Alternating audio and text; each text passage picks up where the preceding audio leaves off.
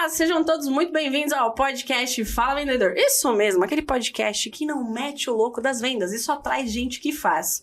Essa aqui que vos fala, Silvia Guzmão, estrategista digital do grupo DG7, e ao meu lado ele, o brabo. Cá estamos. Não está com manto, né, tio? O que aconteceu com o seu manto hoje? Me conta aí pra galera. Na verdade, o time de marketing está utilizando agora de novos artifícios e eu tô trajado, né? E aí temos uma frase de efeito pra choradeira aqui da produção que não aguentava mais me ver. É verdade. De camisa, com golinha e tal. É muito frufru pra aqui pro podcast. Ainda... Hoje a gente tá com um convidado muito Faria Limer, galera. Então a gente teve que descer o nível aqui, fazer um negócio mais, né? Pá.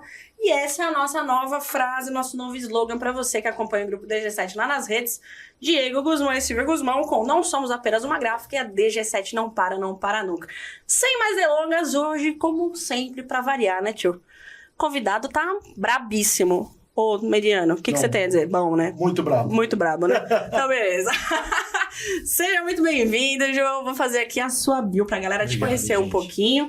E com certeza a gente vai ter um bate-papo aqui, galera. Como vocês estão acostumados? Com tiro, porrada e bomba, muita brincadeira, entretenimento e, acima de tudo, muito conhecimento, é lógico. Olha só. João Levinho é executivo experiente em marketing, empreendedorismo e desenvolvimento de negócios. Nascido no Rio de Janeiro, bom carioca e criado em São Paulo. Viveu em Boston durante a adolescência e se formou pela Lawrence Academy. Graduada em administração pela ESPM em comunicação e marketing pela AMB Morumbi. Iniciou sua carreira na ESPM Júnior e no marketing comercial do SBT. Olha só, alô Silvião, olha só. Em 2008, fundou uma agência de publicidade focada em experiências, atendendo marcas como NET, Nivea e Roche. Só, né? Bem tranquilo assim, né, a agência. Após uma fusão e um exit em 2012, entrou no mercado de Pet Garden, liderando estratégias comerciais no portal Pet Garden. E foi, inclusive, aqui nessa época que eu, Silvio, eu conheci. O senhor já é de outros carnavais. Em 2020, cofundou a startup Yes We Grow, reconhecida por soluções inovadoras e sustentáveis. A gente vai falar bastante também dessa solução aqui para vocês, galera. E agora, desde 2024, atua como diretor de desenvolvimento de negócios para a América Latina, na Margot Garden Products, conduzindo a expansão da empresa na região. Estudante de Logosofia, isso aqui a gente vai falar bastante, porque eu gostei pra caramba, né? Pra quem não sabe, né? Ele dedica-se ao estudo de autoconhecimento e desenvolvimento consciente, aplicando esses princípios na vida pessoal e também profissional. Casado e pai do Thomas, de 5 aninhos, o João alia a visão estratégica e execução para gerar resultados de impacto. Brabo, João! Seja muito bem-vindo! Seja muito bem-vindo! Legal demais! É isso aí! E como sempre, né, a gente tem um hábito aqui que o CEO, ele manda o start, porque ele não para mais, depois eu só fico assim, ó, vamos lá, volta aqui, vem aqui. Johnny, obrigado pela sua presença. Você sabe que eu gosto muito de você, você já é meu amigo há 19 anos. Há 19 anos que a gente trabalha em conjunto. E eu até estava comentando com a Silvia na semana passada, quando eu falei, poxa, semana que vem vai ser muito legal na gravação do podcast com o Johnny, pelo seguinte, o Johnny, a gente tá parelho ali de idade, ele é um pouquinho mais velho que eu, mas eu acho você, e falei isso para você, o Catarino que tá aqui conosco nos estúdios também estava presente na nossa viagem, eu acho você um dos caras mais versáteis que tem no mercado de comercial por toda a tua trajetória. Agência de publicidade, mercado pet, startup, você tá sempre rotacionando e a gente viajando, a gente descobriu que começou antes disso, porque esse cara começou a empreender com 14 anos vendendo walk machine, então a história vem de lá de trás. Total, então sempre buscando essa inovação. A pergunta que eu inicio para todos é: o que mudou, João, do mercado comercial de quando a gente começou a trabalhar junto há 20 anos atrás para o mercado comercial de 2024? E aí você pode tocar todas as vertentes em todas as frentes. Vamos que vamos. Primeiro, muito legal estar aqui. Obrigado. Quase 20 anos, né, Diegão? 19 anos. 19 anos. Caramba, isso vai o quê? 2005, 2006? 2005, isso daí. Foi logo que eu... 2005 eu abri a primeira agência, a gente se conheceu em 2006, por causa do Renatão. É isso daí. E aí, longa história. Tem coisa legal, a gente vai falar bastante aqui. Buscar na memória também, abrir umas gavetas. Mas, cara, o que mudou? Eu acho que, se você pensar o que é vendas, né? Eu acho que é uma história antes de Cristo, assim. É uma questão de relacionamento humano, né? A venda, a gente pensa muito venda baseada no capitalismo, de compra e venda de produto, mas venda é qualquer coisa que você tem uma solução para alguma necessidade existente.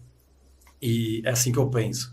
Isso desde um relacionamento, desde, obviamente, venda de produtos, mas qualquer necessidade que alguém nesse planeta tenha, seja um ser humano ou seja a própria natureza, existe uma negociação para que aquilo aconteça, né? Existe um trade-off, existe uma troca. Você precisa dar, no mínimo, seu tempo para executar alguma solução para aquela necessidade específica. Então, eu acho que o que muda em todos esses tempos, a gente vai buscar isso dos egípcios para cá, são as ferramentas, basicamente, né? E aí, mais recentemente, as tecnologias, inteligência artificial, coisas para a gente aproveitar melhor o nosso tempo, porque o tempo é absolutamente finito e a gente pode fazer o melhor dele, né? Então, eu gosto muito do tema tempo, porque dá para a gente discorrer também depois, porque ele é finito porque a gente inventou o relógio, mas basicamente a gente consegue trabalhar esse tempo. Você pode trazer esse tempo como uma unidade que você pode ser amigo do tempo, né? Então, hoje em dia, a tecnologia ela faz você utilizar melhor esse tempo. A partir do momento que você usa melhor esse tempo, você consegue tracionar, você consegue ganhar velocidade, você consegue executar muito mais coisa do que há 500 anos atrás, por exemplo. Não precisa nem ir tão longe, né? 5 anos atrás, tudo diferente. O mundo era outro, né? Então, acho que basicamente, objetivamente, a resposta para a tua pergunta são as ferramentas e como a gente utiliza elas. E aí, falando de tempo, você para analisar, né? O negócio falou, vamos voltar lá atrás, né? Caixinhas. Lá atrás, há 20 anos, quando a gente fechava um trabalho em conjunto pela agência, falando de tempo, eu ia na agência buscar o arquivo. Verdade. E aí o João me dava Com um CD, um disquete, aí o Diego pegava, levava para uma pré-impressão para mostrar o trabalho, se passou o meio período de trabalho. Isso. Hoje a gente dá 2 cliques no WhatsApp e recebe o arquivo. Manda um e-transfer da vida ali. É surreal a mudança, surreal. É isso. É surreal. Aí é a parte de como você consegue expandir o tempo, né? Que a gente fala, é um elemento finito, sim, mas você consegue fazer uma expansão desse tempo à medida que você utiliza ferramentas de ganho de produtividade, basicamente. Pô, e o Covid ensinou muito isso pra gente, toda a história do home office. Depois a gente vai falar um pouco de As We Grow, da startup.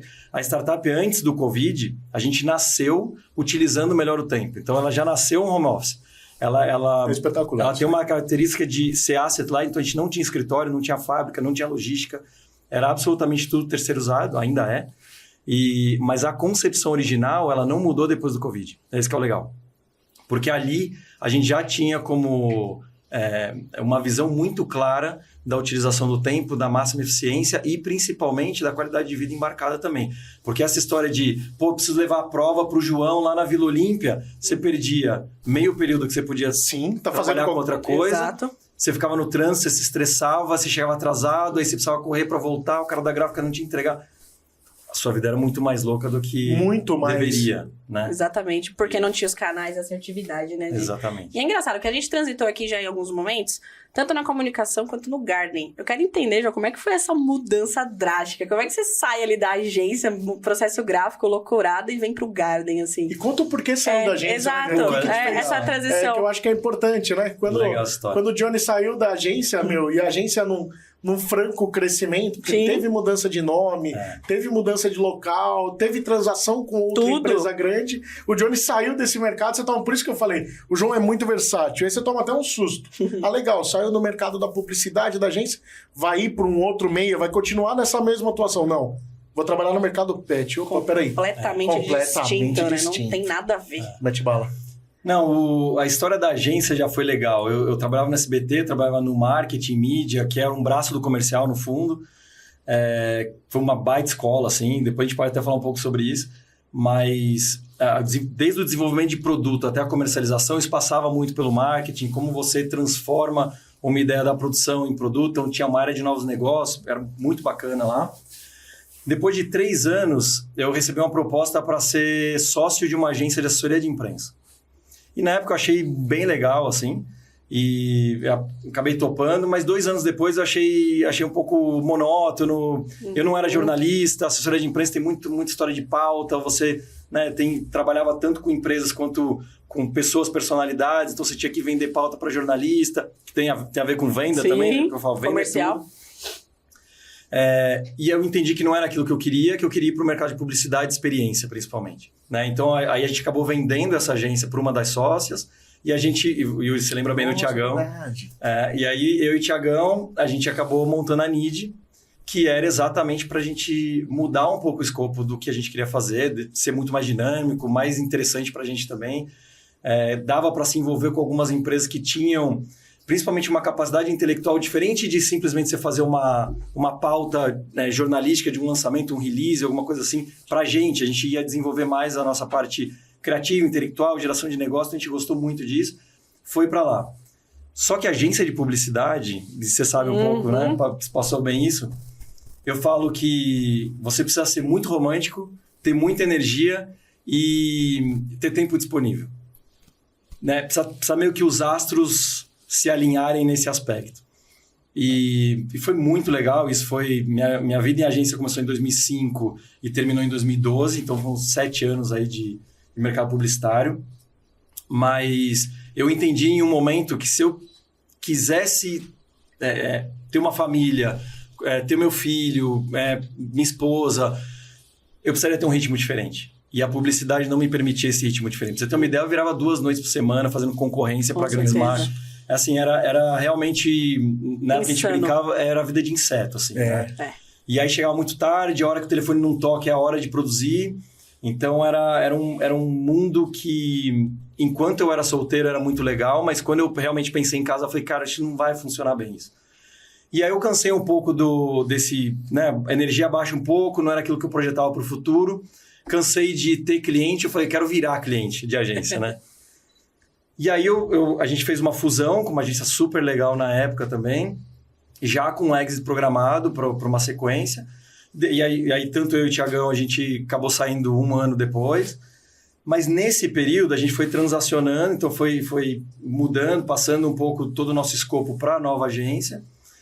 A partir do momento que a gente começou a ficar um pouco mais ocioso em tempo, eu comecei a olhar para o mercado e falar, tá bom, e o que eu vou fazer agora? Né? E eu comecei a estudar vários setores da economia diferentes. Se você lembrar ali de 2012, era pré-Copa, pré-Olimpíadas, então o mercado de construção civil estava bombando. Ao mesmo tempo, outro mercado que era fortíssimo era o mercado pet. Tinha um mercado de bebês, né, de crianças, que era muito legal também. Assim, é um entusiasmo muito grande você trabalhar com emoção. E o mercado Garden, eu nem tinha tocado nele ainda, assim, eu não tinha muito apelo, eu não tinha entendido. Tem muito pouco até hoje, números de dados de mercado, então não tem Nielsen do mercado Garden, é um pouco difícil encontrar números reais dele. Isso até hoje? Até hoje, só que na época era muito menos ainda. Nós estamos falando de 12 anos atrás. Isso aí, 12 anos atrás. 2012. E aí, resumo de toda a história. Eu tinha 2 amigos que também estavam num momento profissional que eles queriam empreender, e a gente chegou na área de pet, né? Então a gente decidiu que a área de pet ia ser um lugar para a gente atuar. Porque estudando o mercado, se você pegar na década de 70 e 80, você sai do pet que ficava no quintal amarrado numa coleirinha de ferro ali, de aço, né? Que corria atrás do carteiro quando deixava a carta. Década de 80 você traz esse cachorro para dentro de casa, década de 90 ele sobe no sofá, a partir de 2000 ele deita na cama com você. Né? E hoje em dia, muito mais. Então, você tem... Né, ele é incorporado à sua família, basicamente. Então, a gente estava ali numa transição onde o mercado pet estava avançando muito. Em outros países, ele já estava em outro patamar do que o Brasil. Se você pegar a Cobasi e a Pets, né, que se chamava Pet Center Marginal na época, tinha 4, 6 lojas, estava crescendo, mas não tanto ainda.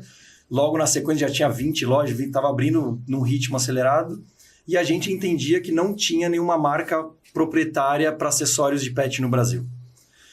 E eu falei, isso pode ser um mercado local interessante, vamos montar uma empresa nesse setor.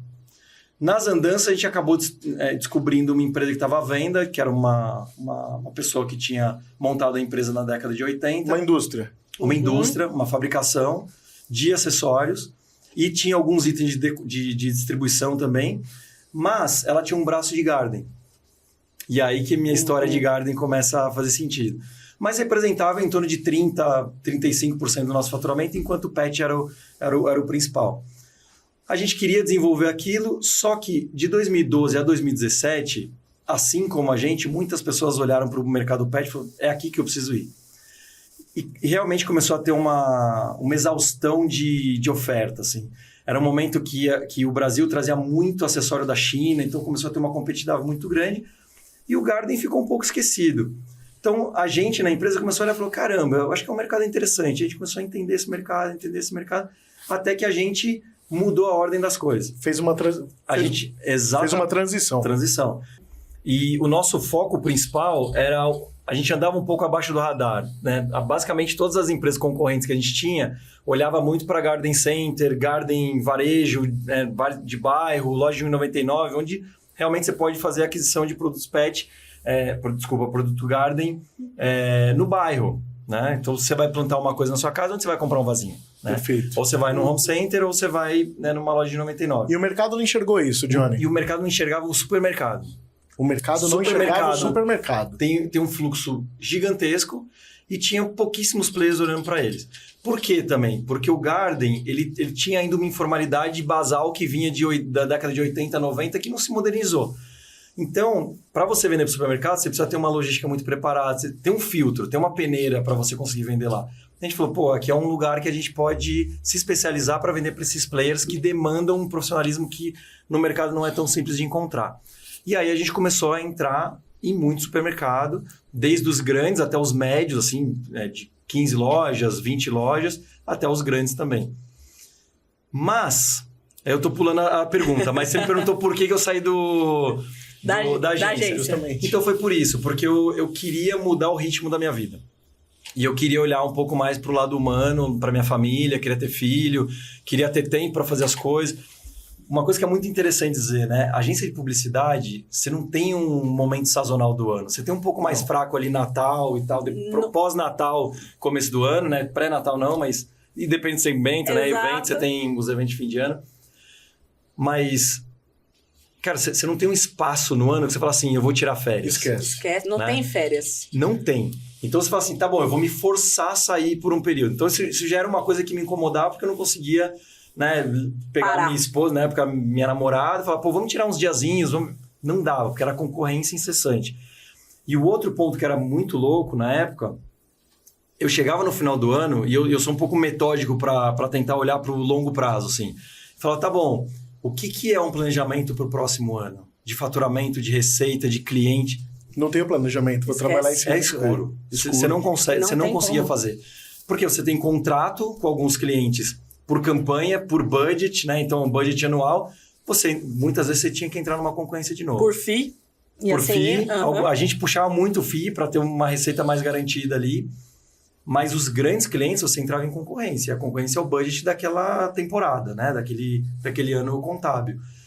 E muitas vezes mudava a equipe de aprovação.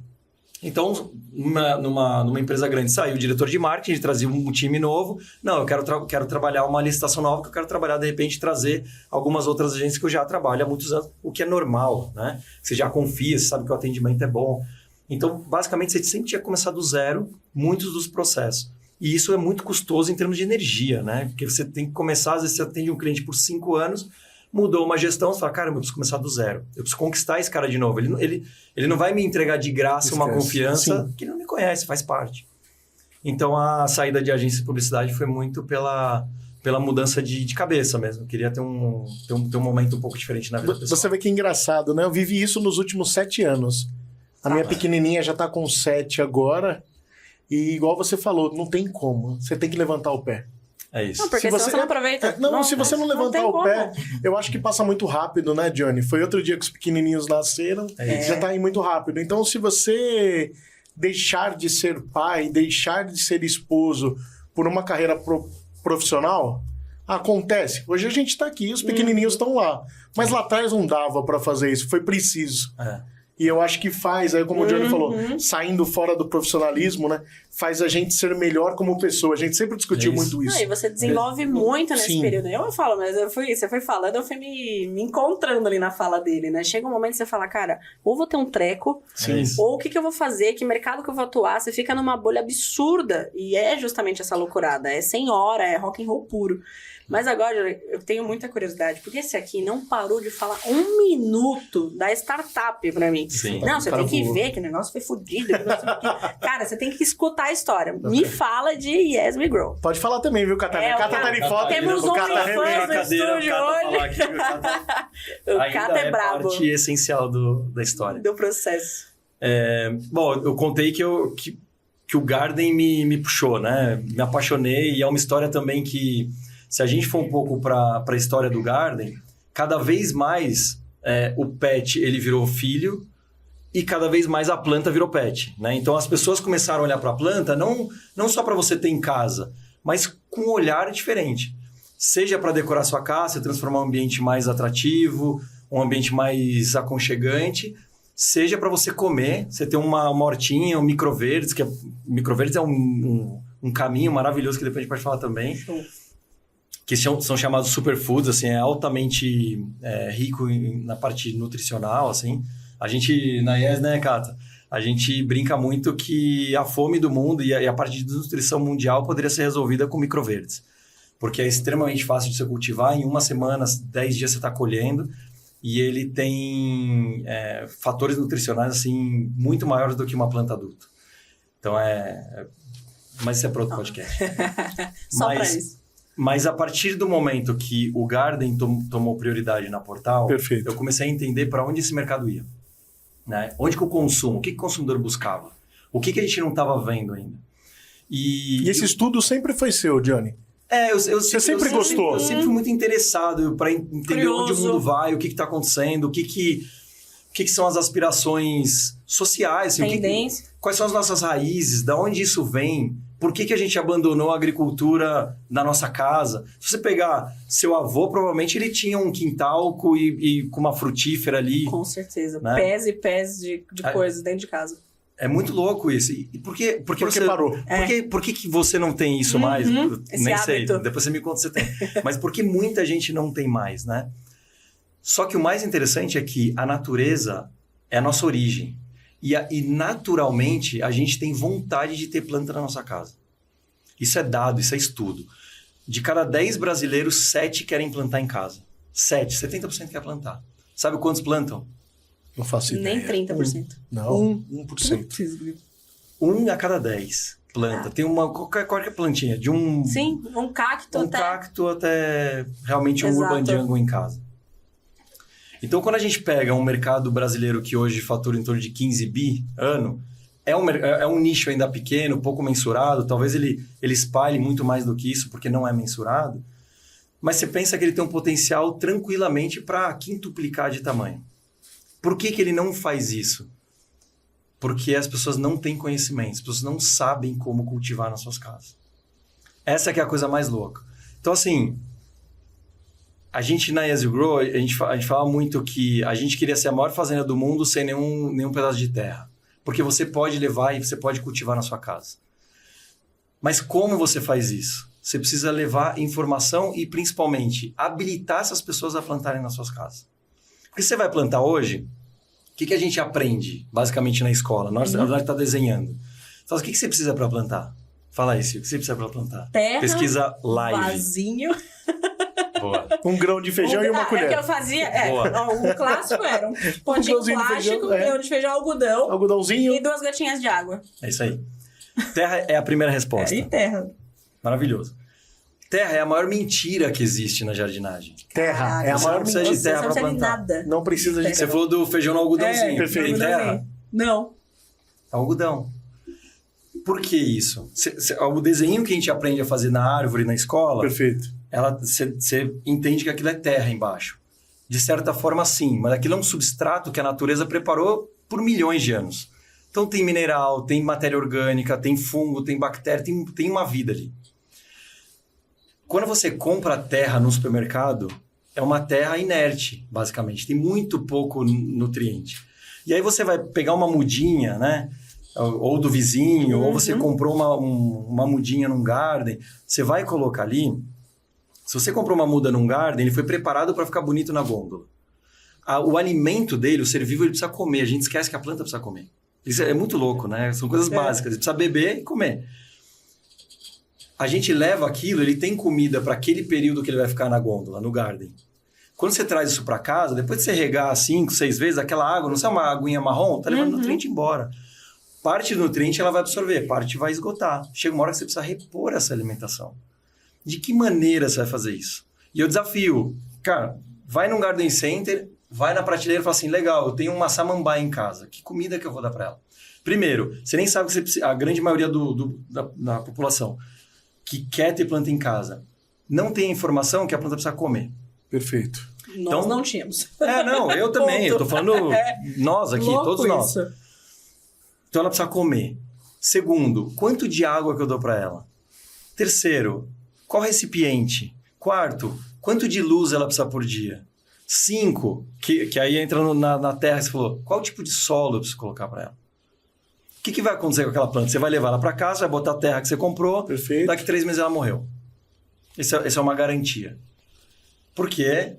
Pode dar certo? Pode, mas vai ser uma exceção.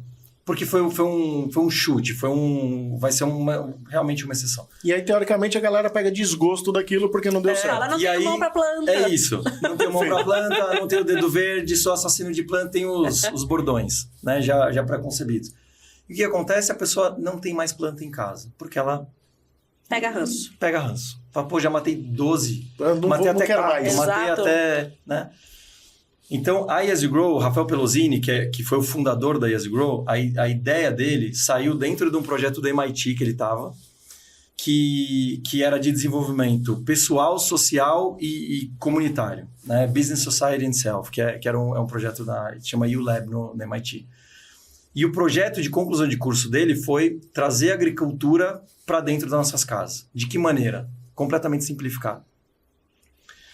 E aí ele montou a Yes You Grow, foi não tirando do papel, foi pouquinho e tudo mais. Em 2019 ele tira do papel, faz uma primeira rodada de captação. E eu estava na paralela, na Portal, observando o que estava acontecendo no mercado. Conheço a Yes You Grow, entre em contato. Catarina foi meu primeiro Eu ia falar, o contato Catarina já estava lá. E Catarina já estava Foi lá. um call tava lá. center total. E a gente entrosar e tal. E a minha primeira ideia era fazer uma aquisição, puxar a Yes You Grow para dentro, porque ela era pequena ainda, Você né? queria pela Portal comprar Exato. a Yes Grow. Porque eu entendia que o que estava sendo proposto, inclusive o que eu tinha de produto naquele momento, não era o que ia acontecer no futuro. A gente precisava executar uma visão de tendência futura. Quer dizer, em pouco tempo, uma segunda virada de chave dentro isso do aí. mesmo negócio. Que era um Garden 2.0, vamos chamar assim. Então, quando eu conheci eles, eu falei, esses caras entenderam. É exatamente isso que precisa ser feito. Perfeito. Entrei em contato com eles, a gente se apaixonou de cara, começou a tentar fazer algumas parcerias estratégicas no início e tudo mais, até que o Pelosini falou, eu preciso de você aqui. Vem pra cá, você tem experiência, a gente precisa fazer isso. E aí eu entrei em 2020. Saiu da Portal. Saí da operação da Portal. Continua como sócio na operação ainda até hoje. Continuei até hoje. E fui tocar a Yes You Grow também como sócio lá. E responsável por tudo que é receita. E, cara, foi assim, o projeto mais incrível, profissional que você pode imaginar. Assim, incrível em todos os sentidos. Relações humanas, a loucura de trabalho, mas loucura com um baita propósito legal. E abriu pra gente, né, pra mim especificamente, um universo novo que é o mundo de startup. Então, desde trabalhar governança, trabalhar com pessoas espetaculares, assim, intelectualmente falando, globais. A gente tinha uma CFO, que é a Teresa Simões, que ela era CFO da Unilever Europa. Ela, além de ser um board member da gente, ela era nossa CFO também. A gente tinha pessoas impressionantes trabalhando pra gente. O Rafael Pelosini, o CEO, o Cata depois entra, ele faz assim, é genial, é delicioso trabalhar com pessoas assim. Cata é outro cara que é impressionante. E assim como eles, a gente conseguiu montar um time de pessoas realmente excepcionais. E o mais legal é que a gente fez umas rodadas de captação, a gente conseguiu captar bem, assim, e isso permitiu que a gente trouxesse pessoas completamente fora da curva para fazer um crescimento não só de receita, mas principalmente de conceito, de marca, de lifestyle, no fundo. Johnny, me explica como é que você monta uma estrutura dessa, que foi o que me deixou deslumbrado no começo, quando a gente voltou a falar disso, que era a pandemia. Que Pandemia. A gente Geral falando, e aí, você tá bem? Tô bem, como que você tá? E tal. Da empresa não ter nada. Quando eu falo nada, é assim, cada um no seu... A formatação da empresa, achei espetacular isso daí. Toda online, toda com ferramenta de controle. Então, ferramenta de controle de tarefa, o Slack a gente usava muito, a Asana a gente usava muito, O Zoom, a gente não saia do Zoom o dia inteiro. A Catarina falou pra mim, reunião o dia inteiro pegada. A gente tinha todas as ferramentas do Google Suite, então a gente usava todas as ferramentas existentes ali. Na época não tinha o ChatGPT ainda, mas a gente ia buscar. A gente tinha muitos colaboradores externos que vinham e trocavam muita forma de gestão eficiente. Como a gente fez rodada de captação, tem um nome bonitinho que é o Smart Money, né? Então, tem pessoas espetaculares, às vezes em outro segmento, que vinham e falavam assim, poxa, vocês podem fazer isso dessa forma. Então, a gente utilizava o nosso conselho, a gente tinha uma governança, ainda tem, inclusive fiz uma reunião hoje com eles. Todo mês a gente tinha reunião de conselho e a gente levava nossas dores, eles ajudavam a gente em solução e a gente teve 84... investidores, pessoa física, que estavam dentro de algumas organizações de anjo, por exemplo. Né? E dentro dessas organizações tinham pessoas excepcionais também, que eram fanáticas pelo projeto. Então a gente chamava, eu quero entender com você como a gente consegue desenvolver tanto esse produto, quanto esse projeto, quanto essa gestão. Mas a gestão remota funciona super bem desde que você esteja altamente organizado e com ferramentas apropriadas para isso. E a gente conseguiu se organizar muito bem e a gente fez um crescimento absurdo de quase 20 vezes em 2 anos, assim, um negócio fora da curva. E aí, quando eu te falo que você é um comercial espetacular, você continua batendo pé. Não, cara, eu vou te falar. O cara trouxe a fusão da parada. O Johnny é espetacular com relação a isso. Você é versátil demais, Johnny. E fora manter a cultura de tudo isso, né? Mas eu entendi, o time era muito bom. As pessoas eram impressionantes. Ajudavam também, são né? Impressionantes. André Moraes, que era sócio também, e é um cara que tocava a parte de P&D, desenvolvimento de produto, parte operacional, parte de logística, compra, pessoas excepcionais em lugares excepcionais. A venda é um pouco disso também. Quando a gente fala da comercialização, né, a gente transforma a venda em comercialização, mas a venda é o match de interesse, né?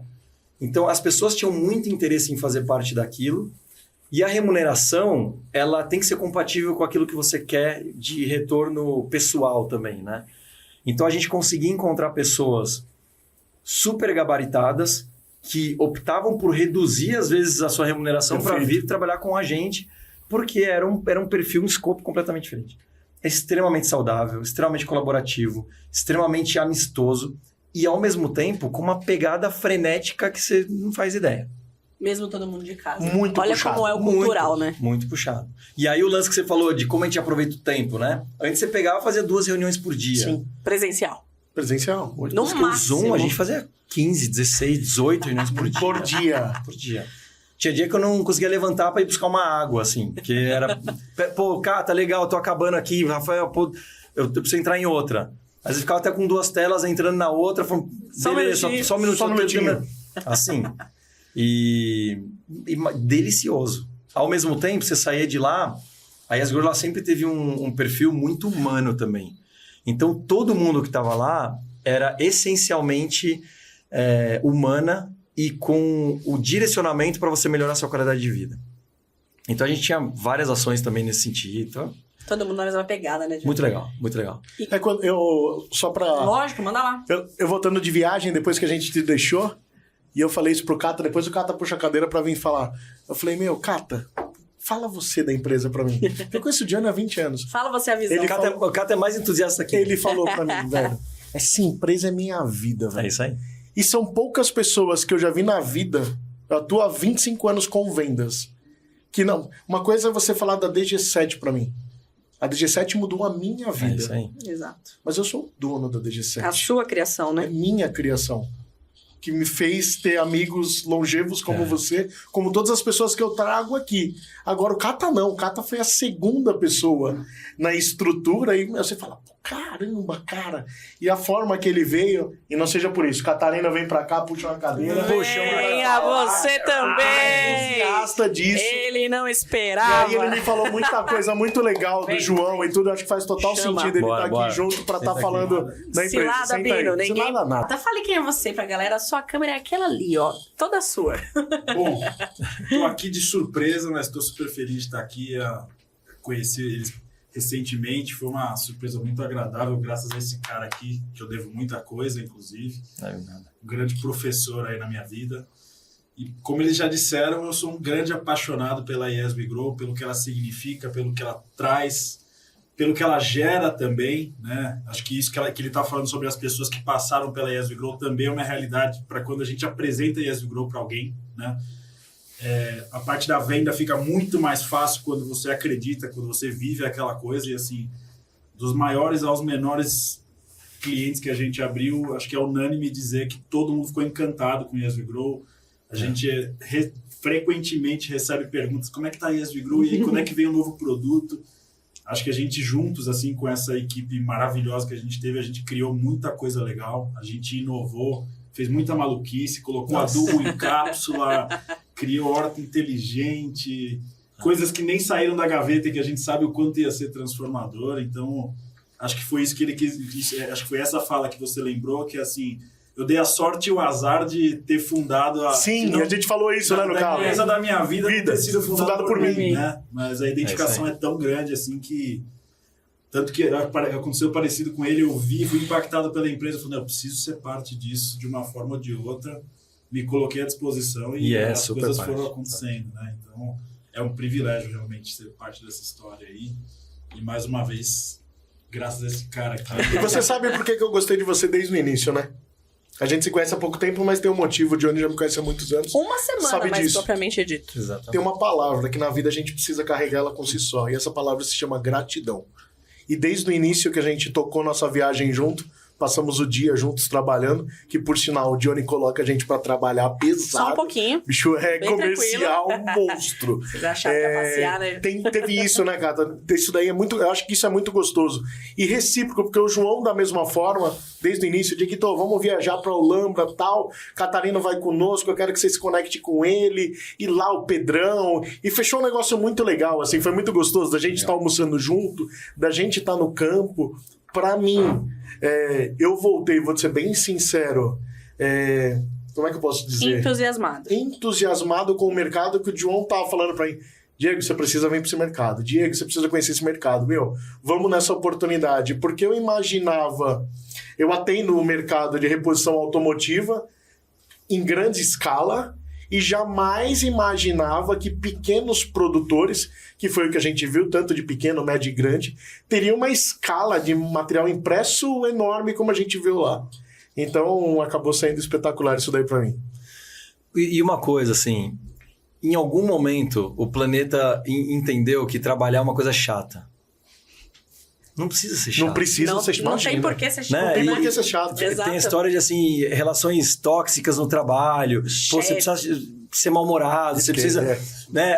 Muitas vezes as pessoas confundem o respeito com... Pô, o cara não vai me respeitar se eu for legal, se a gente se divertir...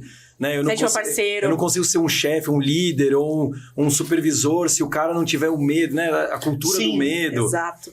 Cara, isso é tudo algema que a gente construiu, algema social de relacionamento humano que não existe. E a gente construiu isso, eu digo socialmente, e é uma grande falácia, uma grande bobeira. A gente tem sim que se dar bem, tem que se divertir, tem que ser legal. Você... Ganhar dinheiro, trabalhar junto, não tem nada de errado nisso, tá tudo certo. O que tem de errado é você ter joguinhos comerciais, né? O que tem de errado é você não ser transparente, você não falar a verdade. Passar por cima do passar outro. Por cima, ser antiético. Cara, se você é ético, transparente, se diverte, você tá com pessoas que você quer ter do seu lado, é legal pra caramba, trabalhar é legal. A gente... Isso, e o Cato, a gente tem altos papos sobre isso. Isso também na educação é a mesma coisa. A gente aprende que a escola é uma coisa chata, né? Porque realmente o método tradicional é uma coisa muito chata. Que te ensina o que você não precisa. Que é autoexpositiva, exatamente isso. E você cansa o saco de ir para aquele lugar, sendo que poderia ser o lugar mais divertido se você realmente aprendesse o necessário. Aprender é a coisa mais legal que tem. É muito massa. E é por isso que é legal... E ele é exemplo disso, Johnny, porque é o seguinte... Ensino fundamental e colegial, esse cara não levava nem caderno pra escola. Mas vai estudar o que gosta. Foi estudar vendas, foi estudar marketing. Era sempre destaque. E as pessoas perdem essa questão. Sabe o que eu queria saber dos meninos, Dico? Eu tô curiosa. Eles trouxeram tanto entusiasmo dentro da ESB Grow. Os caras são fera. Qual foi a maior lição que vocês tiraram desse mercado de meio de startup, menino? Eu quero ver a visão de cada um. Qual que é a característica? Você fala, isso aqui eu vou levar pro resto da vida, independente de onde eu estiver. Acho que são inúmeras coisas. Uma delas é o que a gente acabou de falar aqui, de relações e relação humana versus trabalho e versus propósito. E independente se você trabalha num mercado automotivo, que é uma bateção de peça e tudo mais, no fim do dia você constrói um círculo de pessoas. E aí, quando eu falo de aprender, cara, você aprende muito com as outras pessoas. É sobre isso a vida, né? Então, a gente fala, pô, qual que é a origem da vida? É isso. Né? O que você está fazendo aqui? Vou vender uma pastilha de freio para não sei o quê. Não, isso é...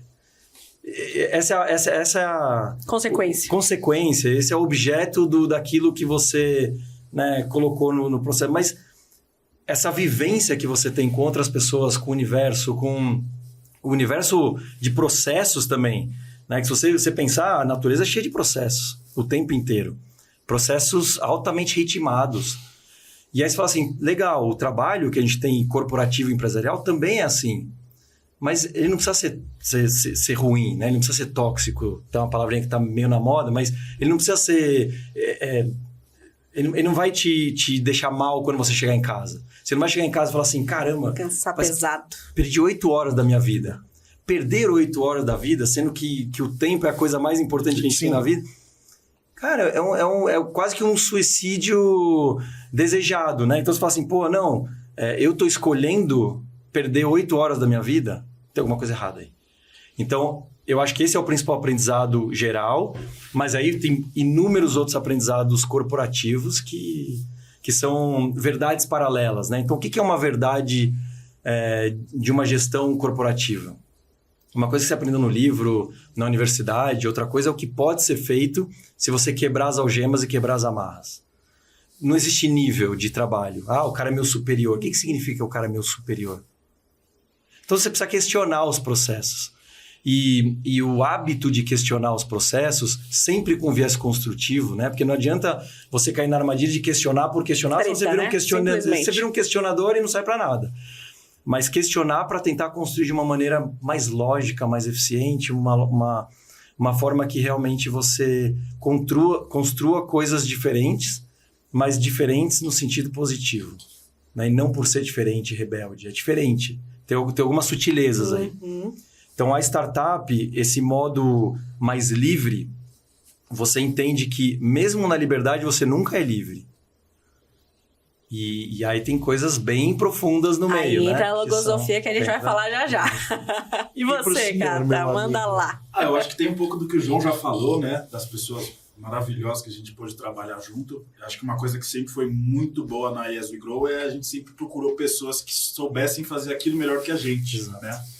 Então a gente, quando aconteceu isso com o João e comigo, né? Eu cheguei um pouquinho antes para cuidar de comercial e a chegada do João foi um divisor de águas, assim, acelerou 1 milhão de vezes o meu aprendizado, os clientes que a gente abriu, nosso crescimento de faturamento também. Então, essa mentalidade de, a gente precisa crescer aqui. Vamos trazer alguém que sabe fazer o que a gente não sabe. Vamos trazer alguém que faz isso melhor do que a gente. Então, essa mentalidade de vamos trazer pessoas que já viveram e que vão poder contribuir, acho que foi muito positivo, porque tem lugares que não é exatamente assim, né? A pessoa não quer colocar a posição dela em risco, se sente ameaçada por alguém que sabe mais, que tem uma bagagem maior. E acho que a ESB Grow sempre foi o oposto disso. A gente precisa de pessoas melhores cada vez mais. E a humildade disso, né? E a humildade de você saber, poxa, cara, eu vou aprender e eu tô aqui pra fazer isso acontecer. Isso que é o mais surreal. Eu comentei muito disso com a Silvia na comunidade. Nossa, isso. Demais. Vem trazendo as pessoas que são melhores do que a gente para ir juntando essas funções e criando tudo isso. E diversos segmentos diferentes, que é o mais surreal. A gente mais aprende com o cara do lado do que com o nosso. Isso é ponto essencial, gente. Cara, se a gente vai para a parte humana, você pensa assim, quando você não sabe uma coisa, tem várias manifestações internas que acontecem que te repudiam querer aprender. Ou porque você vai mostrar que você não sabe, e isso você vai se sentir inferiorizado, você vai baixar a tua autoestima, você vai... Né? Então, tem muita coisa que você fala assim, puta, a Silvia sabe mais que eu. Não, é melhor eu nem chegar perto. Mas essa é a movimentação para você não evoluir. A partir do momento que você fala assim, cara, que demais, a Silvia sabe isso. Silvia, me ensina. Me ensina, cara. Legal. Como que faz isso? Eu quero muito aprender com você. E não tem nada de errado nisso. Só que a gente, em algum momento, né, como hierarquias construídas nas nossas sociedades, Pô, o filho não pode ensinar pro pai, né? Em outras hierarquias, em outras gerações. Exato. Não, eu quero aprender com meu filho. Me ensina aí, filho, deixa eu ver. Então, eu acho que a gente tem que desconstruir algumas coisas e tudo que acontece no teu lado pessoal, você não consegue dissociar do teu lado profissional. Não tem como. Então, se você é uma pessoa que está apta a receber coisas novas e a entender que você absolutamente não sabe nada e que você pode aprender com todo mundo que está ao teu redor, independente da escolaridade, da situação momentânea, você aprende com todo mundo. Isso é o mais bonito que tem. E a partir do momento que você tem esse setup, você está aberto para fazer coisas diferentes. Desde aprendizados diferentes até de processos, de métodos, de formas de pensar. E aí você vai embora. E aí você começa a ver coisas que você nunca imaginou que você poderia fazer, ou que você poderia ter acesso, ou que você poderia... E isso é extremamente estimulante. Então, eu acho que essas são as lições de vida que tem por trás, né? De aprender demais, sempre. E a história da humildade, né? A humildade é uma coisa muito louca, porque não é, eu vou ser humilde. Não é uma questão de humildade, é uma questão de, cara, entender que é impossível você ser onipresente, onisciente, e chegar e falar, não, eu sei muito disso. Uhum. Isso é uma concepção errada. Isso é uma crença. Assim como a gente acredita em outras coisas, isso é uma crença. Saber que você sabe é uma crença. E é uma crença limitante. É uma algema que você coloca nas suas mãos que impossibilita o seu desenvolvimento. Então, são algumas coisas básicas, elementos básicos, que se você espreme esse pano e começa a entender o que você tem dentro, depois a gente pode falar de filosofia, que ajuda demais a entender o que você tem dentro, você começa a quebrar alguns cadeados que estão lá, que tem uns muito duros, mas a partir do momento que você consegue enxergar o que você tem dentro, você consegue fazer um plano para mudar quem você é para aquilo que você quer ser.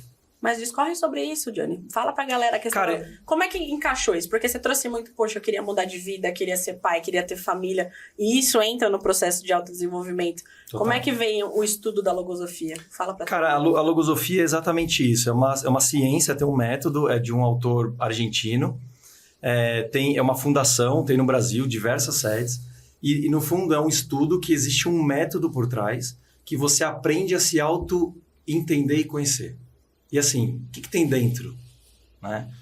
E a partir do momento que você começa a enxergar o que tem dentro, você começa a falar, caramba, então o que está dentro de mim é meu ou isso veio de outro lugar? Então, poxa, isso veio de outras gerações. Isso aqui veio do meu pai, isso é um pensamento que veio dele. Pô, legal, o que é um pensamento? Eu preciso entender como que age, o que come, sabe, onde vive, aquelas histórias. Legal, eu preciso identificar um pensamento que ele vive na minha mente. E aí o que é a mente? O que é o ambiente mental? A partir do momento que você começa a fazer um raio-x de quem você é, você começa a entender que tem coisas que não são suas que estão dentro de você. E aí você começa a projetar quem você quer ser. E existe um método para você fazer isso, que é um plano de evolução consciente. Você adquire consciência, fala, caramba, eu tenho tantas coisas que eu quero, tantas pedrinhas da minha mochila que eu quero tirar e outras coisas que eu quero colocar na minha mochila. E aí tem todo um processo de estudo diário, de estudar, praticar aquilo que você estuda, você volta, estuda de novo, entende um pouco melhor, disseca melhor. E aí você consegue ter cada vez mais e de forma incessante para o resto da vida a análise daquelas coisas que você consegue enxergar dentro de você. Isso é fantástico. E aí você vai melhorando, virando um parafusinho por vez, você virando uma voltinha de parafuso.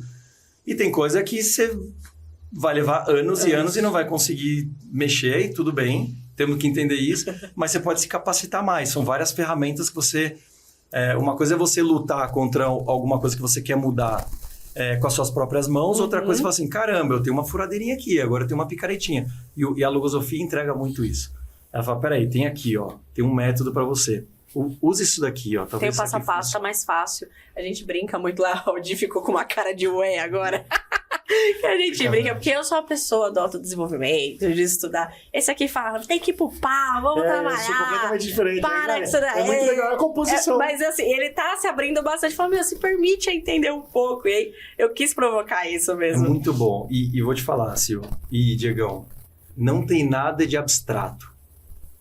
Não é, poxa, que coisa bonita de se ouvir. Não, é prático. O método é prático. Você tem um trabalho a ser feito com você mesmo. E você não vai pedir para acontecer, né? Aquela coisa, pô, vou dormir... Pô, cara, eu Entendi. quero abrir... Não é Não tem isso. nada disso. Você precisa moldar você mesmo a ser quem você quer ser. Então, você vai aspirar um Diego novo. Tá bom, mas como que eu chego nesse Diego novo? Então, algumas coisas eu preciso tirar. Ok. Muitas coisas eu preciso colocar. Mas, primeiro de tudo, eu preciso entender o que tem lá. Né? Então... Pra modelar. E não é ninguém que vai me dizer o que tem lá. Eu vou descobrir o que tem lá. E talvez vai me levar um tempo para descobrir. Talvez eu não descubra. Mas é um trabalho meu. Eu não vou terceirizar esse trabalho. E a partir do momento que você melhora quem você é, cara, você vai melhorando o teu ambiente. Né? Você vai melhorando as pessoas que estão em volta. E esse é um puta trabalho legal. Assim. Esse é todo um ecossistema que você está começando a se abrir a carinha dele. Ele está se abrindo. É prático, é surreal. O processo de... Ele brinca, fala, meu, eu não entendo dessas coisas. Outro dia eu mandei um podcast pra ele assistir sobre isso. Puta, não vou ver. Eu falei, cara, vê, se permite. Aí quando você me mandou sua bio, eu falei, puta, meu. Não, é um gancho perfeito. O Johnny deu uma aula pra nós, né, Cata? Com relação ao pequenininho, né? A gente veio discutindo na estrada, o Johnny falou, meu, essa forma de estudo tá errada. Aí eu questionei ele. Pode falar, Johnny. Eu falei, eu falei, tá errada. Mas como que a gente vai fazer, Johnny? Aí ele falou, pode falar, Johnny. Das crianças? Não. É muito legal, velho, o posicionamento que eu falei, tá, os nossos filhos vão estudar como, Johnny? Ele falou, dessa forma, Johnny. O cara é demais. O Kata, ele é um exemplo vivo de que o método tradicional, ele é ineficiente. Então vamos lá. Maravilhoso. E cara, desde que o Thomas estava na barriga, e até antes, eu sempre fui muito entusiasta pelo setor de educação. Até uma coisa que talvez um dia, se for da versatilidade, que não é questão de versatilidade. Começou, sabia lá. Um dia eu Quer entrar na educacional. A educação é a base de tudo. A Yes We Grow, a base da Yes We Grow é a educação. Você precisa ensinar as pessoas a... Mas a educação e a logosofia está construindo uma escola. Então vai ter uma escola para crianças. É escola com certificação do MEC, tudo bonitinho, mas com um contexto de ensinar as crianças a pensar e a aprender de uma outra maneira, que isso também é uma coisa lindíssima, a gente pode falar em outros momentos também. Mas a educação que existe no mundo, e claro, já existem muitos estudos, e de quando eu ia para a escola existente agora, a gente já conseguiu evoluir bastante. Mas, basicamente, o que eu vejo... E tem um livro muito legal que chama O Mundo é uma Escola, que é do Salman Khan. É o cara que criou a Khan Academy, que foi investida pela Microsoft. Muito legal, um cara que me abriu muito a cabeça. Li esse livro há uns 15 anos atrás e foi um divisor de águas para entender o porquê que eu detestava a minha escola e por que eu não deveria detestar. A gente, quando leva uma criança para a escola, na grande maioria das vezes, a gente corta a criatividade, a gente corta o exercício da inteligência e, basicamente, a gente não ensina a criança a pensar. A gente ensina ela a acreditar que aquilo que ela está ouvindo é uma verdade. Seja em ciência, matemática, até hoje em dia tecnologia. A criança ela precisa experimentar, ela precisa entender, ela precisa aprender. O aprendizado é a coisa que te dá maior satisfação na vida. Na vida. Hoje adulto ou quando você aprende a andar quando você é criança. Então, quando você tem algumas compreensões e quando você entende que aquele conhecimento faz parte de você, que aquilo virou um tesouro dentro de você, isso é uma alegria genuína. E a gente, nas escolas, a gente corta isso das crianças. A gente aleja as crianças. Porque a criança, ela para de pensar e ela ou estuda para a prova para decorar, ou ela, tudo bem, entendeu que é uma planície e planalto, mas o que é isso? Por que a planície está lá? Da onde vem a planície? Então, é uma questão de realmente você ter o conhecimento levado na essência. E não um conhecimento só no livro ali. E isso eu estou falando para matérias do MEC, mas isso vai muito mais além, né? Então, você não ensina uma criança a pensar por que ela existe. Você não ensina uma criança isso. Para onde ela vai? Por que ela precisa se desenvolver? Não só psicologicamente aprender uma matéria, mas, cara, espiritualmente, socialmente. relações humanas, o que significa isso? O que significa eu conhecer a Silvia hoje? O que significa a gente se conhecer há 20 anos? Tá, pra que tudo isso? Tem um livro, vou falar de outro livro, que é O Mundo de Sofia, que me deram quando eu era adolescente, que é filosofia para adolescente. Pra você começar que é um baita exercício para você aprender a pensar. E a história é de uma menina que começa a fazer perguntas. Então, de onde eu vim? Quem eu sou? Quem é o Diego? Cara, você consegue responder quem é o Diego? É o Diego na essência, Na não profissional. Não eu sou diretor comercial, lá. A maior dificuldade das pessoas é falar quem elas são. Quem é você? Manda agora. Consegue? Olha lá, é difícil? Quem é o Diego? E quando você faz pergunta, você começa a movimentar seu pensamento. A faculdade de pensar que você tem. Você fala, caramba, quem é mesmo? Quem sou eu? E aí você começa a entender quem você é. E a partir do momento que você começa a descobrir, cara, é legal pra caramba. É um puta autoconhecimento. Que, de novo, ele ficou com a cara... Foi por isso que você estuda isso há muitos anos, que foi aquilo que a gente comentou. Você falou, Diego, eu já vivi isso eu não quero mais pra mim. É isso aí. Exato. Eu já vivi isso pra mim faz total sentido, eu quero fazer mais. E eu quero aprofundar. Então, isso é surreal. Demais. E agora, menino, chegou o momento mais esperado do podcast. Por que é mais esperado? Porque esse é o que gera tem cortes. Um monte de história. Esperar. Depois de 1 hora de podcast, normalmente a gente faz aquele gancho perfeito. Que a gente gosta que as pessoas tragam histórias que realmente são pesadas. E ela cata. Ou seja, qual foi o maior perrengue nesse universo todo que vocês já passaram de trajetória, em vendas propriamente dito? Vocês vão falar assim, esse dia eu pensei que tava tudo perdido.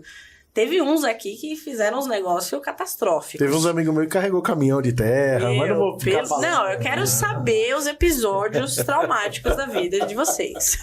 Bom, são vários. Caralho, Nossa. falando, olha seu top 1. Cara, o top 1 de... Que não foi braçal o perrengue, foi de um semi-desespero, assim. Na época da agência... Falei? Olha lá, tem que ser. Tem que ser agência. Tem que ser. Agência a gente tinha a conta da NET. Nossa, eu lembro. E a gente desenvolveu, tinha um projeto muito legal lá, que era... eles tinham na época, acho que 8 milhões de assinantes, hoje em dia tem muito mais, né? Mas na época era um número, assim, fantástico já. E eles queriam desenvolver todo um relacionamento e experiência com essa base. E a gente fez um projeto maravilhoso e ganhamos a concorrência. Cara, até no carro, né, você falou, caramba, aquela... Meu foi um dos Deus. momentos mais espetaculares. Legal. E aí, na hora da execução. E a gente tinha um projeto bem grande mesmo, e a gente trabalhou com um braço digital, que a gente não tinha o digital interno, que eram caras fenomenais, assim, artistas maravilhosos e tudo mais. E aí, basicamente, a gente tinha uma reunião na NET para fazer essa apresentação todo do projeto, sendo que 80% desse projeto era o braço digital que ia executar, compor e até ia apresentar nesse dia. A gente tinha um deadline para entregar, tudo certo, vamos, uma semana, não, estamos fazendo, deu um probleminha aqui, não, mas estamos fazendo, vamos dizer, a reunião era numa quinta-feira. Na segunda, a gente não conseguia falar com eles. Terça, não conseguia. Deus. Quarta, não conseguia falar com eles. Sumiram. 3 meses de projeto, assim, virando noite. 3, 4 dias antes sumiram. Meu Deus. Reunião na NET. Eu falei, não, eles sabem que tem reunião, eles vão aparecer lá, não é possível. Com certeza. Cheguei na NET, ninguém, só eu. No presencial. No presencial. Nossa. Diretoria. Caganeira. Nossa. Eu olhava e falei, cara... Esse foi o maior suar frio que eu tive na vida. A gente fez uma reunião, consegui apresentar todo o projeto sem ter nada. Não levei nada, porque a apresentação estava com eles. Nossa. Apresentei todo o projeto para uma mesa de 6, assim. Na unha, no verbal. Na unha. Consegui reverter uns negócios lá. Falei assim, pô, cara, isso aqui não estava no escopo, então eu vou precisar um pouquinho mais de prazo, porque eu não sabia o que ia acontecer. Pra ganhar tempo. E, enfim, saí de lá assim... Acho que perdi uns 3 anos de vida no pré, durante e pós-reunião. Microinfartos. E saí de lá, né, assim... Primeiro que eu nunca vou esquecer desse momento, porque eu não sabia o que eu ia fazer. Realmente não sabia o que ia fazer. E não dava pra... Não tinha como voltar, né? Não tinha como dar uma desculpa. Exato. Eu não sou assim e não tinha como fazer. Então, tive que contornar de alguma maneira, sem nem mentir, nem omitir, nem, enfim, inventar uma história. E aí aparecem os salvadores, os anjos da guarda que no nosso mundo aparecem. Fernando Oca. Fernando Oca. Caraca. Que ele tinha uma agência digital, eu já tinha conhecido ele, chamei ele pra... Falei, Oca, aconteceu isso, isso, isso. Tô indo aí agora. Desenrolo. Vamos tocar. E aí, em uma semana, a gente apresentou... O negócio que a gente tava 3 meses... Cara, Oca, a gente virando noite, subi, aí, porque eu consegui um prazinho de um tempinho a mais ali. E aí, Oca, cara, gratidão eterna pro Oca. Tanto que amo Oca até hoje. E... Salvou a conta. Nossa, salvou. E ele participou na Yazoo né? também, viu? Você já conheceu o Oquinha? Ou seja, vem trazendo a galera é um gênio maravilhoso, cara ponta firme, espetacular. Nossa. E aí ele veio pra dentro do time, a gente fez o projeto que os caras sumiram de vez mesmo. E aí a gente, mesmo se eles voltassem, a gente ia continuar com o Oca, não dava pra tocar daquela maneira. E aí a gente desenvolveu um projeto que durou uns 5, 6 anos, assim, espetacular com esse time. Mas essa reunião eu nunca vou esquecer na minha vida. Porque foi... Esse perrengue. E o cara desapareceu nunca mais. Ninguém soube do paradeiro. Não, depois ele, sei lá, inventou Devaneou. alguma coisa, falou que... Enfim, nem me lembro o que ele falou. Mas não vem ao caso e tudo certo. A gente aprende a se virar, cara, Lógico. faz parte. Graças a um momento como esse, Conheceu em outro o Oca. momento... Conheci o Oca e Exato, também o você trabalho fala assim, puta, eu passei por isso, cara. Eu passei por essa Exato. reunião. E aí carregar a terra, um monte, né? Por causa da... Pô, o Diegão... É um Você padrão. viu a gente carregando Nem terra? por lá? isso, né? Nossa, a gente... Johnny, consegue me receber aí? Não dá, cara. Meu, eu preciso carregar esse caminhão de guitarra. 3 horas da tarde tem que ir embora, todo mundo carregando o caminhão. Até te recebo, mas vem ajudar. Vem ajudar. Vem meu. carregar que a gente vai A conversando. gente ficava até de madrugada. A gente, na época, 2015, assim, a gente vendia pro Walmart, que era uma conta grande também. Só que ele tinha um processo muito específico de recebimento. E aí a gente tinha que fazer isso na unha mesmo. Não dava pra delegar, tinha que fazer, subir a caminhão, subir a pallet, subir a nossa, tudo lá. E o E o Cata? senhor? Eu quero saber do seu. Brabo. A Yazoo Grow teve bastante cilada, né? Nossa. Bastante Tipo a que você surpresa, acabou de participar né? agora. Acabou, tô vivendo outra agora nesse momento. Onde que te colocaram? Pô, mas eu acho que uma coisa que me marcou bastante, assim, foi quando a gente entrou no Leroy, né? Que foi uma coisa super longa para acontecer, na gestação de 3 anos. 3 anos. Desde o e-mail de Legal. atendimento @Leroy até a reunião com a compradora e tudo mais. E tem um pouco do que ele acabou de falar, né? Das exigências para você fazer uma entrega e essa entrega ser aceita lá, né? E a gente estava num período de instabilidade, de mudança de CD, de mudança de fornecedor. A gente acabou tendo que fechar saco de bocache na mão, bocachão nosso, né? A gente teve que fazer a operação toda manualmente, colar cada etiqueta, depois levar isso até a Leroy lá, torcer para eles aceitarem o pedido, né? No final, o final da história é feliz. Que bom. Mas eu lembro que eu passei uma semana assim, beleza, eu arrumei o cliente, é só falta eu estragar agora. Né? Não consegui entregar 3 anos na gestação, para depois, de repente, dar problema na entrega. Muita responsa, né? Muita É uma responsa. puta conta também, né? Mas você fala, cara, consegui Não, um mas é cliente igual da... que tu falou, é 3 anos de prospecção. O negócio falou, atendimento @Leroy. Tem toda uma construção, tem todas as reuniões, tem toda a venda de um produto que você fala, chega no setup final, você pode errar a mão do negócio. Exato. E sabe uma coisa que também... Gratidão pelo comprador que deu oportunidade, que veio para... Porque a gente... O Cata mandou esse e-mail há 3 anos, mas graças a todo o trabalho de todas as áreas, digital, não digital, a Leroy falou assim, mas a gente quer conversar com vocês. A gente precisa de vocês aqui na loja. Então, assim, também a responsabilidade de você conseguir entregar aquilo que uma baita de uma compradora resiliente, experiente, que conhece o mercado, deu uma oportunidade e, mais do que isso, validou, chancelou isso, aprovou isso com o diretor dela. Então, assim, essa responsabilidade de entregar, pô, é uma entrega. Uma parte logística, operacional, mas tem muita coisa por trás. Sim, né? muita coisa. Não, é muito processo. E a dimensão disso te coloca um peso de responsabilidade. De gente grande, né, garotas? Eu vou levantar uma bola porque eu amo essa história e vou fazer o João contar ela de novo. Qual? Da farinha de osso. Pô, a farinha de osso é legal. Essa é sensacional. Já colocou farinha de osso nas suas plantas? Não. Ele não tem planta. Não, eu tenho 2 plantas Ele em casa. tem, mas ele não Mas se eu te cuida. falar, é igual você falou, quem cuida Beleza. é a minha amiga da limpeza. Exato. Eu só falo, Lu, regou. Não, tá com água esse Diego. Então tá bom. Vambora. Cara, Água. Tá com água. Cadê o alimento? Rafael Murilo, Felipe Murilo vão lembrar bem dessa história que foi espetacular, foi emblemática na Portal lá. A gente vendia um adubo, um fertilizante, né, orgânico, natural, chamado farinha de osso. Farinha de osso nada mais é do que você moer o osso. Então, frigoríficos, eles pegam, moem esse osso. Isso é riquíssimo para composição de terra, para você construir um bioma e tal. E aí, alguém entendeu isso lá no passado, coloca numa prateleira farinha de osso que, como eu falei, ninguém sabe para que serve isso. Basicamente, mas a gente vendia na Portal e vende bem porque, empiricamente... você vai plantar alguma coisa, você liga para sua avó, compra a farinha de osso que é ótimo. Tá bom. Então era um produto que vendia. Mas a farinha de osso, imagina, é osso triturado, tá? Então dentro do osso tem todos os elementos ali, tem o tutano, todas aquelas coisas. Quando você moe aquilo, lugar de moer osso, fica urubu voando em cima porque o cheiro é de decomposição, assim, o cheiro é horroroso. Quando você embala isso, você sela, esse cheiro ele fica um pouco mais acomodado, você coloca a caixa de papelão em volta, põe na prateleira, o cheiro não é ruim, não fica com cheiro. Só que se você molha aquilo, o cheiro ele potencializa. É cheiro de morte. E a gente vendia por pastorinho. Pastorinho. Putz, tá High muito ticket total. E aí, eu me lembro uma vez, o cara do pastorinho chamou a gente lá, falou, preciso conversar com vocês. Aí cheguei lá, era um gerente do pastorinho e falou assim, cara, você não tá entendendo o que você me causou.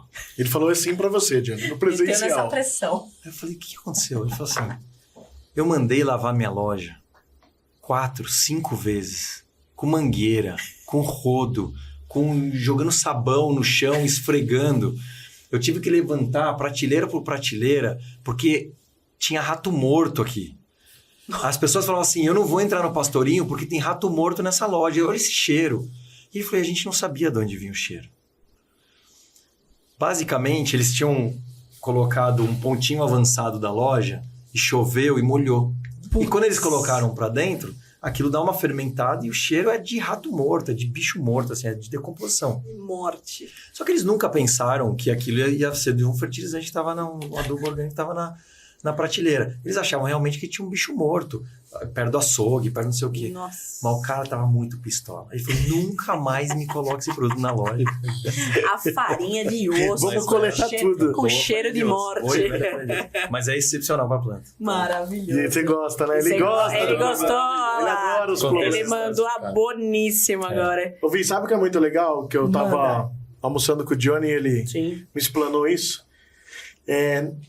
Na alavancagem da Yes Grow, o tanto volume tremendo de reuniões para busca de investimento. E o Johnny me explicou como funciona uma startup com essa característica. Eu acho que isso era muito legal. Trazer essa visão pra galera, né? Porque o Johnny falou pra mim, Dieguito, toquei mais de 1000 pits. Eu falei, não, eu não acredito. Nossa, surreal. Você fez mais de 1000 pits? Falou, eu fiz. E falava com o cara, vou trocar. Eu falava, caralho. E aí os caras acham que você no home não faz nada, né? Não, por isso, eu acho espetacular, cara. Era muita coisa. Com muito cara de grosso calibre. Muito. E pessoas espetaculares, assim. Mas o Rafael Pelosini, que é o fundador da Yes Grow, ele é um excepcional pitch boy. Ele arrebenta, não vai se explica. Ambulante. Ele é maravilhoso. E a gente duplava. Então, ele, como fundador e idealizador da ideia, ele sempre puxava e a gente fazia com fundo, venture capital, private equity e vários grupos de anjo e investidores individuais também. Então, tinha algumas épocas... A startup, basicamente, eu estava explicando para o Diego que ele falou, caramba, não entendia um pouco desse mercado. Se a empresa dá lucro, você não precisa de investidor, porque ela já dá lucro. Então, claro que ela precisa ter um DRE saudável, você precisa ter uma margem positiva, mas você vai buscar investidor porque você quer acelerar o tempo. Né? De novo, voltando, o tempo todo. Então, como você acelera o tempo? É através de investimento. Você faz um runway onde você gasta muito dinheiro, você tem um gasto financeiro que você trouxe de um lugar artificial, porque a tua empresa não dá aquilo, para você comprar tempo, e o que você faria de 50 mil de investimento em mídia, você vai fazer 250 de investimento em mídia. Por quê? Porque em vez de você trazer 1.000 clientes novos por mês, você vai trazer 8.000 clientes novos por mês. E você precisa ganhar uma abrangência, você precisa realmente fazer uma escalabilidade acontecer na prática. A partir do momento que você faz uma captação, essa captação ela é planejada para durar um tempo e já tem uma alocação definida. E o para quê daquilo? Então, legal, eu vou captar X milhões de reais porque eu quero aumentar o número de visitantes da minha página, eu quero alimentar esse meu funil para no fim do dia ter mais pedidos, para ter mais clientes, porque eu quero entender quem são esses clientes. O meu principal driver na época, claro que o faturamento é muito importante, mas a gente tinha vários outros indicadores, como clientes únicos, clientes recorrentes, clientes de diferentes geolocalizações, e aí você tem uma estrutura de persona, quais são as personas que eu quero atingir e quais eu quero entender. E a partir do momento que elas compram, você começa a entender se ela mora numa casa de 30 metros, se ela mora num apartamento, se ela mora num lugar com ticket médio mais alto. Se ela vai comprar um produto pequeno, significa que ela tem poucas plantas na casa dela ou ela está fazendo um teste. Se ela volta e compra, se ela comprou 250 gramas de um produto pequenininho e ela volta daqui 2 meses e compra 1 quilo, ela gostou do produto e ela tem bastante planta em casa. Pela geolocalização eu consigo saber se ela mora em prédio ou casa. 1 milhão de coisas. E o demográfico ele é riquíssimo. Então, o principal driver que a gente tinha era compreender o mercado garden consumidor. Porque quando você vende para o autosserviço, você perde aderência. Eu botei o produto na prateleira, esquece, eu não sei se foi o Silvio, justamente. não sei se foi o Cata que comprou. Agora, quando você vende online, eu sei exatamente para onde vai, porque eu vou entregar primeiro na casa dele. E segundo, pelo todas as Meta, Google, etc., eu consigo destrinchar cada uma das aspirações desse cara. O que ele consome, o que ele não consome, quais são os graus de interesse. Pô, o cara gosta de rock and roll, ele gosta de sertanejo. De A a Z. A partir do momento que você entende isso, você começa a direcionar melhor a comunicação, você consegue desenvolver produto específico para um nicho específico, e aí você consegue realmente fazer a escalabilidade acontecer de uma maneira assertiva. Então você pilota, tem os MVPs, que são aqueles produtos que você deixa dentro de casa, você transforma ele em um laboratório, você faz um deploy, aí daquele deploy você colhe as informações e fala, legal, funcionou, pau, vambora. E aí você escala aquele produto. Como que você vai fazer se você não tem caixa para fazer? Você vai fazer de forma orgânica, lenta, e daqui 5 anos você vai ver o que aconteceu. Você traz os 5 anos para 5 meses. Então, a startup ela tem essa velocidade porque todas essas etapas que talvez demorassem 5 anos, você traz para 1 ano, 5 meses, 6 meses. E você tem muito agilmente uma decisão. Bom, acelera. Não bom, mata. Legal. Rápido. Vamos aumentar essa família. Testa. Vai. Não, para. Então, o que o Cata Isso foi um negócio que me marcou muito, que o Cata falou pra mim. A gente voltou e falou, Diegão, muda tudo toda hora. Toda hora. Eu falei, cara, como assim? Tudo toda hora. Toda hora. É rápido. Não dá pra ter margem de demorar e rápido é um aprendizado enorme. E com número embasado. Não é assim, porque... eu acho, veja achismo. bem. Não é veja bem, é métrico. é embasado. Ponto. É muito legal. E aí a gente fez algumas rodadas de captação com players diferentes, com tamanhos diferentes e propostas diferentes para futuro.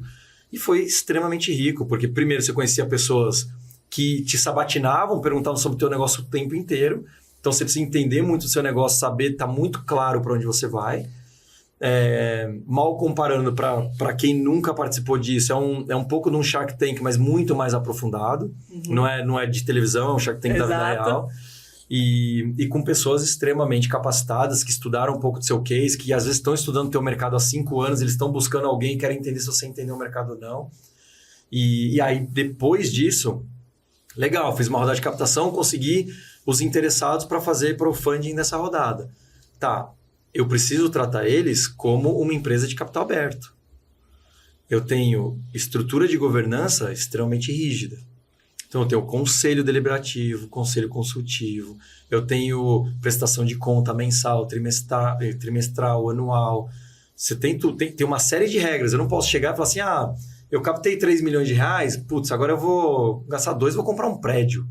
Você não pode, isso não está no teu escopo. Você não pode fazer um investimento aleatório. Você tem o teu drive de crescimento, claro que você tem várias liberdades de onde colocar esse dinheiro da melhor, né? Você direcionar esse dinheiro, mas não é solto, não é oba-oba, é coisa muito séria mesmo.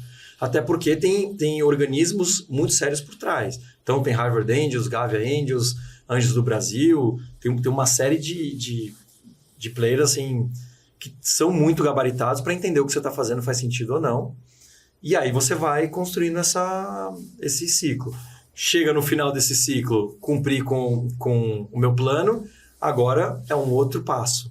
E é quando você dá um outro passo, basicamente é um segundo degrau de desenvolvimento do mesmo projeto. Quando se acaba um ciclo, o investidor daquele momento, ele pode sair do ciclo ou não? Ele vai ser um cara que ele vai carregar até o final. Ele pode não continuar. E o que ele ganha com isso? A cota dele, a participação dele, o valor da ação dele, Perfeito. Assim como uma ação no mercado financeiro valia evoluiu. 10, hoje vale 30. E assim foi. Legal, a gente vai abrir esse bolo, vai aumentar esse bolo. Perfeito. Você quer fazer um follow-on? Você quer continuar? Então, para você continuar e você continuar com 5% da empresa, por exemplo, tem que aportar mais você X precisa reais. acompanhar. Senão sua fração vai diminuir. Não quero, mas tudo bem, porque a ação dele saiu de 10 para 30. Só que agora o 5 dele foi para 2,5 de participação. Não tem problema. Mas o montante de capital, de retorno de capital on equity que ele tem é gigantesco. Quando que ele sai? Tem várias hipóteses de como ele sai. Uma delas, às vezes você consegue fazer uma rodada secundária, que não é o comum. Então tem gente que entra e eu compro a parte dele para ele sair. Isso não é comum em startup. Em empresas grandes de capital aberto, vai abrir na bolsa, isso é até que comum. Outra, você vai abrir capital, então você abre realmente capital, o cara fala, eu quero entregar as minhas, o Diego que está comprando pela Bovespa ali, ele vai comprar minhas ações e eu vou sair. E eu comprei por 1, hoje vale 150. Ou quando tem uma aquisição. Então vamos dizer que a empresa sofre uma proposta. Sofre não, né? Sofreu uma coisa negativa. Ela recebe uma oferta de compra. Então uma outra empresa diz, quero comprar vocês. Existe uma negociação e aí tem a saída dos investidores com um ganho de capital interessante. Quem investe em startup, ele investe em algo com risco, obviamente, ele sabe que é um capital de risco, mas o risco ele é proporcional ao teu retorno. Então, tem um risco, mas o retorno em 5 anos, se a startup der certo, é fantástico. Assim, é coisa de muitas vezes, né? Múltiplos de muitas vezes. Que aprendizagem esse, misericórdia, que episódio pesado. Legal. E agora pra gente fechar com chave de ouro, meninos, que esse papo tá incrível. Normalmente a gente sempre faz um fechamento que é o quê? Primeiro eu queria que vocês deixassem aqui qual a visão de futuro que vocês têm do mercado, que vocês estão atuando nesse momento, o que vocês veem pelos próximos anos, e deixar uma mensagem para o nosso querido amigo que está assistindo a gente, o vendedor. O que vocês fariam se estivesse no lugar dele começando hoje, com as ferramentas que a gente tem hoje, as técnicas, e a gente finaliza com chavíssima de ouro. É o CEO, né? O brabo sem manto. Bravíssimo. Brabíssimo. Manda boa, meninos. Esse cara. Vai lá, Cata. Vai, Cata. Você tá muito quietinha. Bom, acho que tem uma coisa que eu pensei em falar em alguns momentos, e acho que não dá para deixar de falar sobre Yes We Grow também, que o próprio nome descreve isso um pouco, né? Yes We Grow, nós crescemos, né? Acho que isso é a maior lição que a Yes We Grow deixa, que quando a gente já falou isso algumas vezes, né? Quando você se junta para aprender, seja com um investidor que está vindo com uma bagagem gigantesca, seja com o atendente que está lá no autosserviço ouvindo a dúvida da senhorinha que tem uma orquídea, né? Acho que esse coletivo, você está sempre aberto para aprender com quem está ao seu redor, vai abrir muita porta. E acho que esse recado para o vendedor que está nos assistindo, aí uma coisa que eu aprendi na marra foi que às vezes a resposta está onde ninguém está olhando, né? Então eu tive em uma outra startup que chama Nutribem, que era de digitalização de cantinas escolares. E você imagina uma escola de altíssimo nível, que era que todo mundo estava procurando, seja para vender sorvete, seja para vender notebook, seja para vender uma ferramenta nova de ensino. Basicamente, quem chegava lá ia na recepção, deixava um papel, a pessoa jogava no lixo, ou colocava na gaveta, Um clássico. na pilha de papéis que nunca vão ser vistos na vida. E nessa startup eu aprendi que a maior porta de entrada era o segurança da escola, que às vezes está lá 30, 40 anos, e que 99% dos vendedores não dá nem bom dia, né?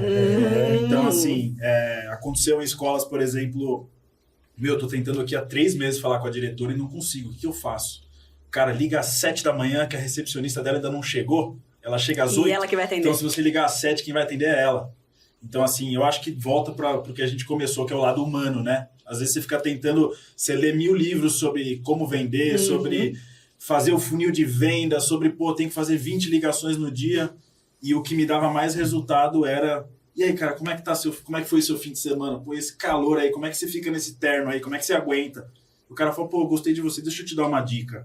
Os pais estão reclamando que tá com muita fila na cantina. Se você tocar nessa ferida, você vai conseguir, você vai ring the bell, né? Você vai... Perspicácia. Exatamente. Então, assim, eu acho que esse lado humano na venda, muita gente cada vez menos olha para isso, né? Tenta seguir uma receitinha, ler um livro ali e seguir o que está escrito ali, mas eu acho que esse lado humano tem muita coisa para trazer, seja esse segurança da escola, seja a senhorinha que está plantando orquídea e fala, para mim é muito chato ter que ficar pegando colherinha, joga uma na orquídea, joga outra na orquídea, que foi o que a gente fez a gente criar um bocashi em cápsula, né? Que é o nosso adubo onde você literalmente espeta uma cápsula em cada vaso.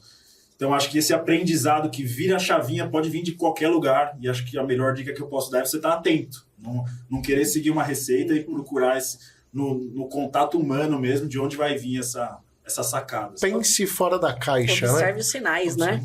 Exatamente. Muito bom. Maravilhoso. Manda a sua, Johnny. Cara, assim, eu tenho uma tendência em pensar que a gente sempre tem escolhas o dia inteiro, a gente faz múltiplas escolhas. E a gente tem muitas vezes uma coceirinha para pegar o caminho, o atalho, o caminho mais fácil. E às vezes aquilo vai contra seus valores, seus princípios. E fala assim, não, mas putz, só dessa vez, né? Que, ninguém tá vendo, né? Eu tô precisando, eu vou fazer só... O que eu acho assim, seja de vendas, seja de uma corporação, seja relações humanas, você precisa ter muito sólido em você o que você quer para você e para os seus, e para a sua comunidade, e para o seu planeta. Quando a gente vê, às vezes, alguma coisa interessante, fala, aquele cara, não sei... Mas eu tô fazendo o meu? Olha para si. Né? A gente é muito bom em criticar. Julgamentos. E isso serve para vendas, isso serve para gestão de empresa, isso serve para tudo. Uma coisa que eu queria colocar, por que eu tô falando isso? Quando a gente se conheceu lá atrás, a gente tinha inúmeras gráficas que iam lá, vamos cotar, vamos fazer a cotação e tudo mais. O Diego foi o primeiro que chegou e falou assim, cara, deixa eu entender um pouco mais. O que vocês estão precisando? Qual que é teu modelo de negócio? Tá, é teu cliente, mas o que teu cliente quer? Vem, eu vou aí, eu vou entender. Não é fazer assim, legal, te faço uma cotação, o que eu preciso fazer para fechar esse negócio? Se eu baixar 10 centavos, Vendas não é isso, né? Você simplesmente dá uma solução rápida ali. É você participar, é você entender, vai levar mais tempo, mas você vai aprofundar, você vai conhecer pessoas, você vai entender de negócios diferentes, vai te capacitar. E vai te capacitar para quê? Para você entender como você pode solucionar melhor a necessidade de quem está do outro lado. E essa é a venda sustentável. Então, que lindo, você lê um livro, venda sustentável. Venda sustentável é você participar, você coparticipar do processo e do projeto das pessoas, que estão, muitas vezes, com a caneta na mão para decidir uma compra ou não. Isso serve para a vida. Então, assim, eu tenho uma pessoa que trabalha comigo. Tá bom. Cara, o que essa pessoa precisa para se desenvolver? O que eu posso fazer para servir, ajudar? Vendas é servir. Você trabalhar numa empresa com outras pessoas é servir o tempo inteiro. Você, na sua família, com as pessoas, com seus amigos, cara, é servir. E o servir é muito bonito falar, mas o que significa? É participar. É realmente entender o que precisa, e é um exercício isso. Não é simples fazer. O simples é mandar uma cotação. E pronto. Esquecer de pedir um follow-up ainda. Então, assim, isso serve de pedir um follow-up ainda. Então, assim, isso serve para muita coisa. E aí, obviamente, trazendo para cá, papo de vendedor, o bom vendedor é quem realmente mergulha para entender o que existe de problema, de necessidade, de aspiração. O que esse cara precisa? Porque senão você vai fazer uma venda. Legal. Não é sobre fazer venda. E é isso que o Diego trouxe, por isso que estamos aqui 19 anos depois, porque ele começou com essa história e falou, não, pera um pouco, em vez de fazer 10 mil unidades, cara, vamos fazer diferente, eu te faço uma operação logística, eu te faço uma armazenagem, consigo produzir mais para você, isso vai reduzir. Eu trouxe o cliente e falei, cliente, entendemos uma solução para o seu problema. O cara adorou que a gente encontrou a solução, mas que no fundo não foi a gente que encontrou, foi o Diego, não, vem cá, vamos fazer todo mundo junto. E aí isso foi para todos os outros clientes, por quê? Se tá bom para todo mundo, e a gente não precisa levar vantagem em ninguém, né? Que são essas pequenas oportunidades no dia a dia de levar vantagem sobre alguém que te coça. Pô, mas o cara nem vai saber. O cara não vai, mas eu vou. E isso vai mudar quem eu sou. Ou vai deixar eu sendo quem eu não gostaria de ser. Então, eu acho que são ficar atento às armadilhas, o mais consciente possível, entender quem você é. E no fim do dia, a venda é consequência, porque você vai ter uma atitude que não tem como você perder a venda, não tem como você perder os grandes relacionamentos. E você vê que engraçado, né, Johnny? Há 14 anos a gente desenvolveu isso.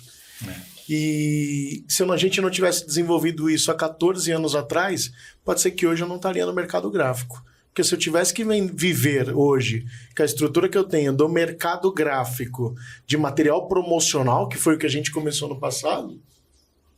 Seria só mais não teria capacidade para ter a estrutura que eu tenho hoje vivendo no mercado promocional. E a gente não teria essa frase como slogan. Justamente, de não sermos somos apenas uma gráfica. A gente mudou esse conceito, né?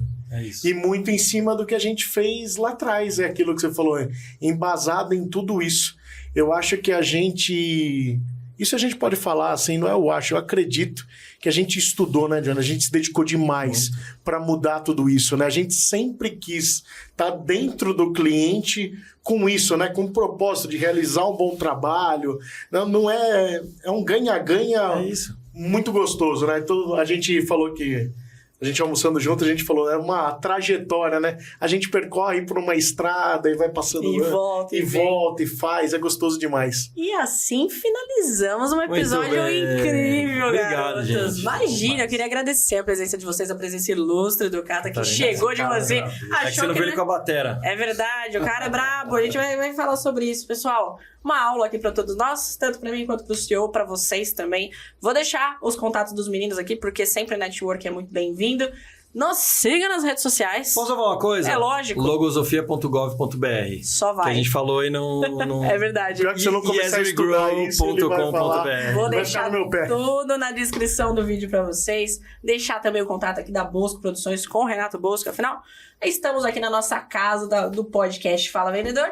E a gente se vê no próximo episódio. Obrigada, meninos, mais uma vez. Muito bom. Valeu. Demais, adorei.